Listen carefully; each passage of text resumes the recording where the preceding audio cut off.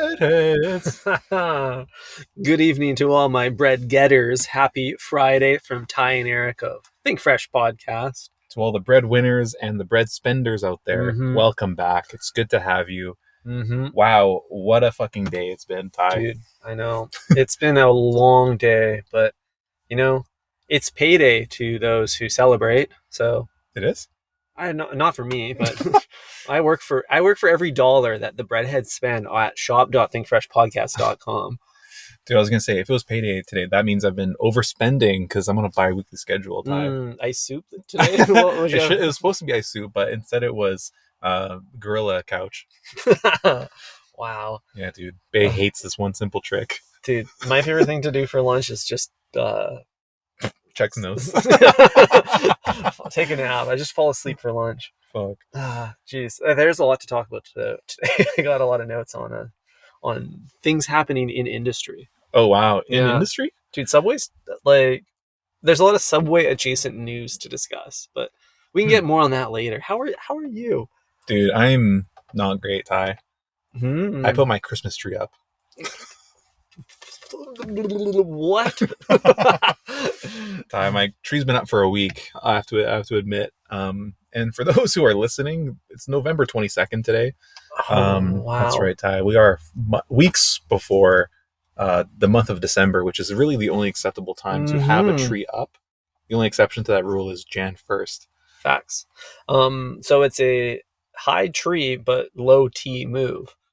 That's right. I wasn't able to stand up for myself this time. So how did you lose this case debate? Because you and I both notoriously like to push it. No tree, ideally at all.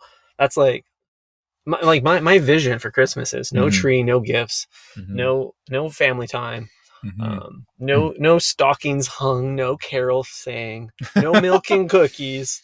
Just full Grinch itinerary this week. Because the Grinch was on to something. IMO. Like, man, the older I get, the more I respect that green-haired motherfucker. Yeah, exactly.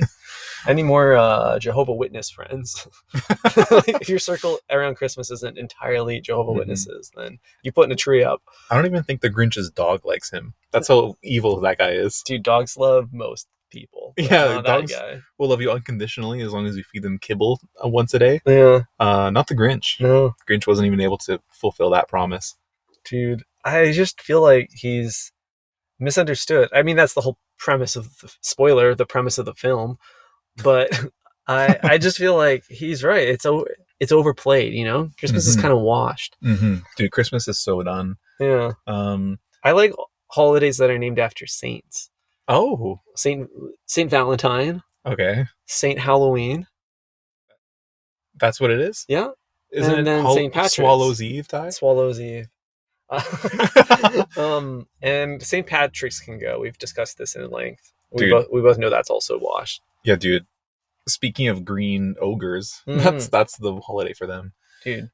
Actually, I think literally just Valentine's Day is my favorite holiday, and I'll tell you why. You're just a CLB certified lettuce boy. Facts. I just feel like more holidays should be about celebrating a feeling rather than like consumerist bullshit. Yeah, or like some amorphous entity. Right. You're into the abstract kind of impressionist, theme of Valentine's Day. Exactly. It's really like it's post everything, it's post consumerism, it's post religion. I agree. If you go back far enough, I bet you Saint Valentine is a religious figure in the Roman scripts or something like that. I imagine he was shooting those Roman baddies with his arrow. You know what I mean? Casting a nice little spell on them, getting them to drop their britches. Right. Cupid. Exactly, dude. Shoot him up. Dude, yeah, St. Valentine was the original shooter. He was the original Rizzler, if we want to go there. You could say that, dude. Yeah, dude had a way with the arrow. Yeah. The Mozzarizzler. Mozzarizzler. Wow, you are on at your A game today. Thank you. And all of these are reasons to appreciate Valentine's Day over all other holidays. It's the only one that I think is actually has any sort of clout whatsoever. Everything else is super lame. Yeah. One thing that our breadheads will know, Think Fresh talks about holidays that are not relevant every time. Like we're talking about Valentine's Day in November. Yeah, we talked about St. Patty's Day like 4 episodes ago. We just love shitting on holidays because we're old men now. Facts. Damn. So your tree's up, you're washed. Yeah, I tried to play this whole like tree fucker angle and it wasn't working. Oh, okay. You were dry humping your Christmas tree or what? No, I was trying to say, babe, we can't cut down another tree. Like enough trees have been cut down, but she knows me better than that. She knows that I'm the first to delete nature for my own good. Right. For my own profit. This is what happens when you have too strong of a brand identity. Yeah, that's right. I can't bullshit my way out of anything. This guy doesn't even get lettuce on a sandwich anymore. That's how anti-green space he is. Oh. We're recording in an automobile, and the vehicle next to us is revving their V20. I don't think it's our neighbor over here to the left. This is a hybrid BMW. Whoa, dude, they still got some gas, some petrol in that thing. It was either this Acura that drove by, or it's the like motorcycle shop that's next door. Oh, that most likely. I wonder if that picked up on Mike, because I felt like a 4.5 earthquake. Totally. Wow, what a rumble. What a rumble. Do you have your tree up, Ty, or are you still fighting the good fight? I'm fighting the good fight, dude. I'm on the front line for men everywhere, keeping the tree in the box, under the bed, in the storage locker, as long as possible. That's right. If it goes my way, December 27th, I'm hoping we'll hustle to get it up. December 27th is crazy. Yeah. You missed the mark completely. Dude, I'm always about 5 minutes late. Yeah. I kind of respect that, though. So you're not dragging into the new year like, a pile of old garbage, are you? I sincerely hope not. But I worry that delaying the inevitable just pushes out the tree expiration. Yeah. Later up, later down. There is kind of like a minimum tree installation period. And like Bay will, fight that to death. You know what I mean? For sure. It's got to be at least 4 weeks. So if you're putting it up on Christmas Eve, you're keeping that thing almost into February. Yeah, that's a scary thought. That would ruin Valentine's Day. Yeah, 100%. If you're lucky, it'll be down by your birthday. That's true. We don't do... That's a great birthday present, actually. I would love that. My birthday's not till September 11th, though. Just let the record show. Okay. Now, the problem I have, Eric, is that just like Subway's lettuce, my tree is made of plastic. I don't have a real one. My strata rules prevent me from having one. And ever since I got into Looks Maxine, I've been very concerned about surrounding myself with unnecessary plastic. So I don't even think I can put this up without grabbing a pair of plastic gloves from Subway just to protect my body from absorbing any additional macroplastics. Right. Microplastics I'm fine with. Testicles already full of those. It's the macros I'm worried about. So the macroplastic as a centerpiece is no go for you. The whole thing is just one big macroplastic. Why are we celebrating that?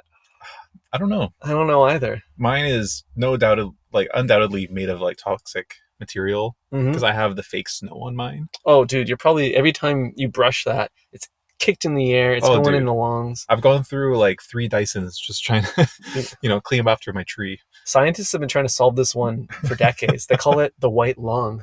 Oh shit. Dude, you got the white lung. I'm breathing in this white fine dust every day. Exactly. Yeah. And you know what's weird, man? Like when you plug dude, you're doing tree bumps. Yeah. Damn, dude. I'm bumping and grinding up against this tree. It's plugged in, right? And the lights are glowing red hot on that thing. So not only is it like, sitting pretty in the corner of your house, but it's being warmed up. And what happens to matter when it's heated up? It turns to gas, right? Dude, any Looks Max or Maximalist would tell you that the only thing worse than plastic is warm plastic. It leaches way more. That's why if you're gonna go, this is the danger of Subway too. Like toasted bread will leach more plastic into your digestion system than just hitting it raw. Dude, you're so right. But the problem with Subway is you need to toast things to kill off the like bugs and bacteria that are found in the sandwich. Damn, a real double-edged footlong. All footlongs are double-sided. Yeah. No matter which way you slice them. But, double-edged bread knife. Yeah. That's the unfortunate thing, Ty. Assuming you have to eat at Subway, there's no way to avoid the evils that come with that. I think that's what makes it junk food. It's just garbage. I'm really being mean to Subway today. It's garbage. Your epiphany every episode is that maybe it's not good for you. Wait a second, you're telling me Subway's bad? Speaking of food, Ty. Oh boy. I had maybe one of the best meals in recent memory last night at a Michelin Guide Peruvian restaurant. Peruvian food? What the hell is even Peruvian food from Peru. Well, obviously, I could have guessed that. I just asked ChatGPT. I just said Peruvian food, not even a question. So we're talking ceviche, check. Lomo saltado, nope. Ají de gallina, nope. Anticuchos, rocoto roleno, papa a la cana, ají, peppers, potatoes, quinoa, corn, so etc., etc., etc. Does all of this ring a bell? First one does. Ceviche. Yeah. Ty, I had a few courses. Okay, we had 3 courses. First of all, I should say it was at the restaurant Suyo. Shout out to Suyo. I always wanted to try that spot. Yeah, it's over here in Vancouver on Main and 19th. And I gotta say, man, very, very, very good. I'm very, very pleased with it. And I think in particular, you would really like it there. Well, I drive by it occasionally, and I'm magnetized by the interior vibe. Oh yeah, dude. And the breadheads know I'm an Atmos foodie. I'm not really there for the ceviche. It's like dining inside of a White Lotus episode. Yeah, I would love that. Low lighting, beautiful servers. Beautiful servers, kind of like a jungle beat playing the whole time. Tasteful use of marble. Yeah, like someone definitely sampled this.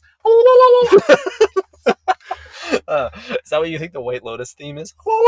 It quite literally is that. Yo, we got to get that on the soundboard here. Oh fuck. Well, stay tuned for never. Yeah.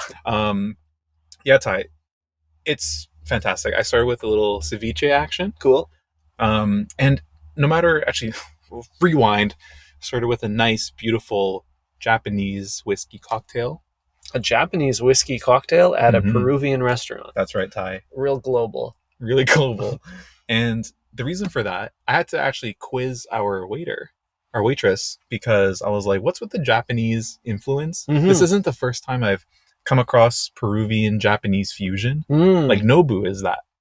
I guess it is. So yeah, I'm curious, like, okay, what is going on with that? Why there's so much influence from the Japanese side into Peru?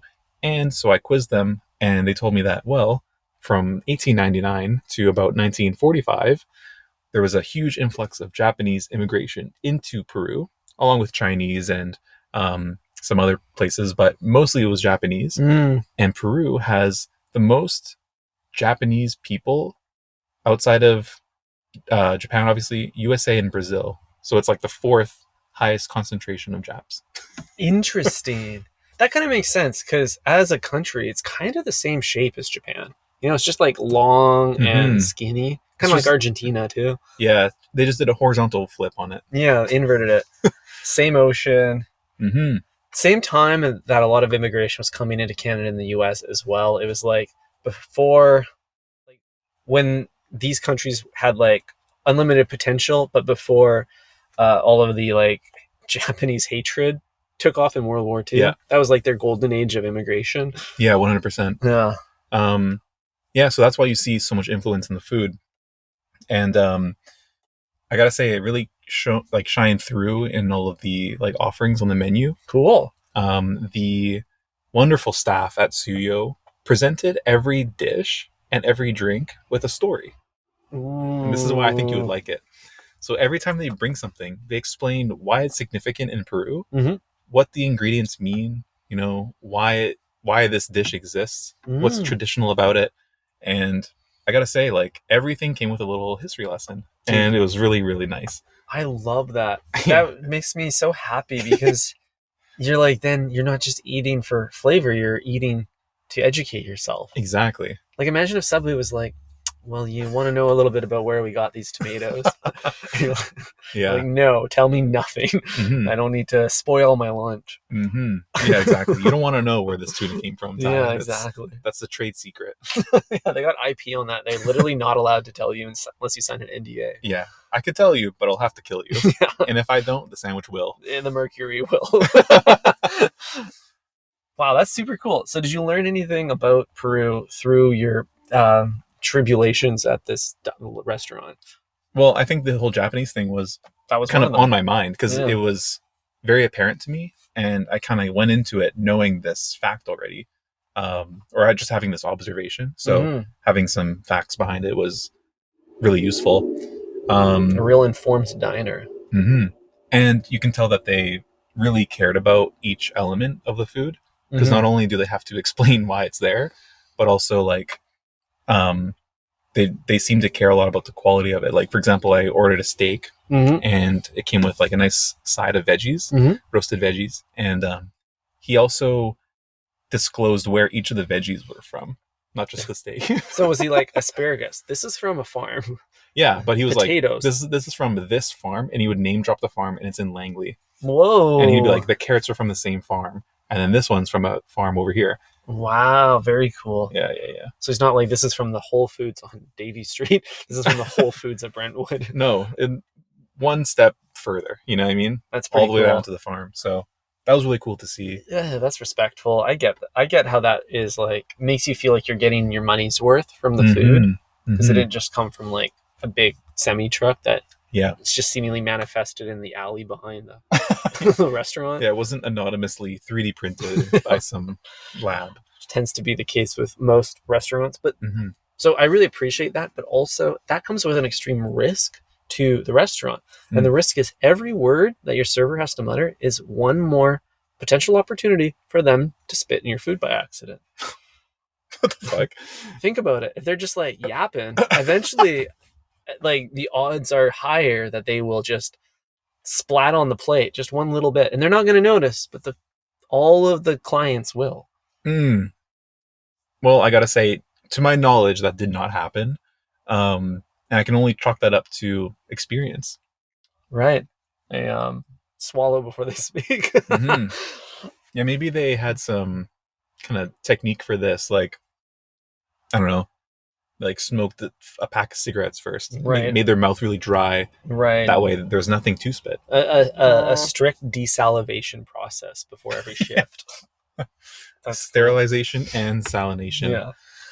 Yeah, it's possible. Dude, that's a wild time. I haven't really eaten anything that interesting lately. Been sticking to my greens, my leafy greens. My body feels great. Hell yeah. I'm fucking starving. Yeah, me too. We got to go find some pizza or something. It's Friday. We need a Friday meal. That's right. Ty had a salad as usual. I joined him in having a side salad, but I also had a burger. Quite good. A handheld. Fridays are for handheld. Handhelds are the like business casual of lunch. You know, it's like it's casual Friday. I'm gonna have a handheld. Yeah, I have this personal problem, Ty, with handhelds that are not burgers. You mean sandwiches? Precisely. You have a problem with sandwiches. I do. Okay. And I'm not even talking about Subway. I'm talking about like when you go to a nice fast casual restaurant, or like, I don't know, whatever like the bottom of the luxury barrel is. Let's just call it Cactus Club. Yeah, Cactus Club. You go to Cactus. If you're gonna like be the dude who gets a handheld, you're kind of signing up for like a bit of judgment, right? It's like, look at this fucking animal eating with his hands, right? That's normal. That's totally fine. Yeah. But if you're gonna do it, you kind of have to go for the burger. Like, if you're gonna risk looking like an animal, but then get the sandwich, it's like, what are you doing, bro? Just go all the way. No, you're right. You're right. Like, why get the worst handheld at a restaurant that doesn't even specialize in it? Like, you go to Cactus Club or any casual fine dining location and you cop like the falafel wrap. It's like, what are you even doing here? Yeah. Like, did you read the room? This is bowl territory. Totally. Yeah. You're in bowl country, baby.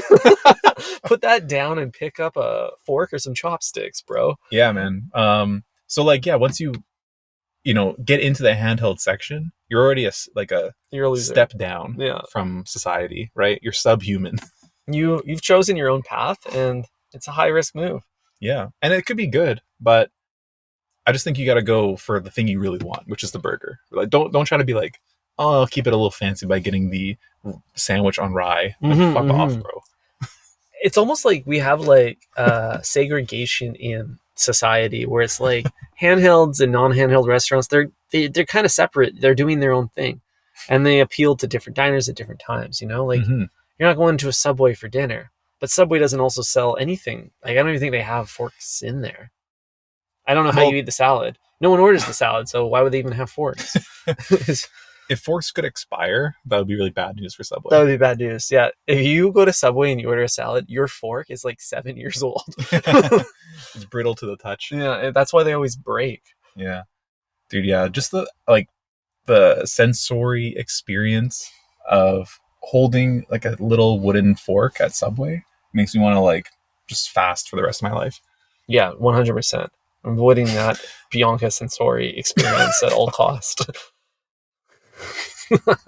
God damn it. So you gotta close this episode out because I'm pretty hungry. I'm starving, dude. But I want to close this by saying goodbye to you the way that I overheard an Italian man say it. Oh, I thought you say goodbye to the way. I was like, what? Goodbye to the way. So I was walking down the alleyways of Siena a couple weeks ago, and I overhear one Italian man talking to another in broken English. I guess that was their preferred language in this moment. And he says something to me that made me laugh, it makes me happy, makes me think this is the best way to say goodbye to somebody. Okay? Okay. Make love to your wife for me.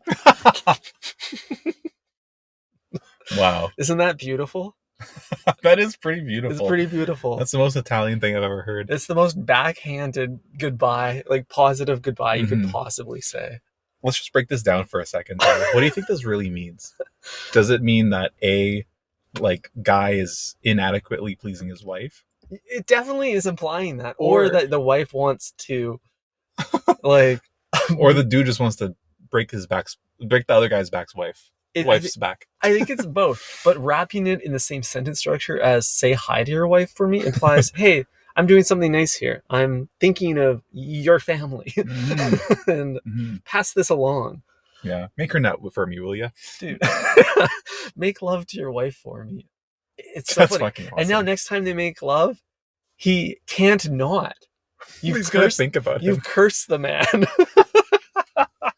That's crazy, dude. Fucking brilliant. Wow. Yeah. Babe, wake up. New goodbye just dropped. Yeah.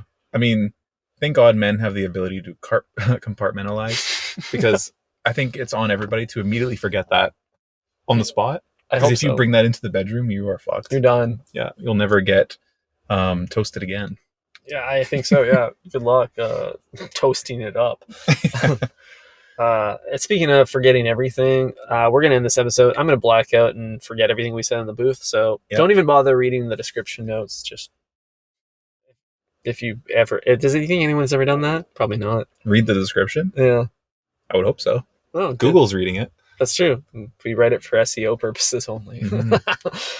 Breadheads, thanks for listening. Please make love to your partners tonight for us, and we will catch you next episode. Make love to your pillow for me. Ciao.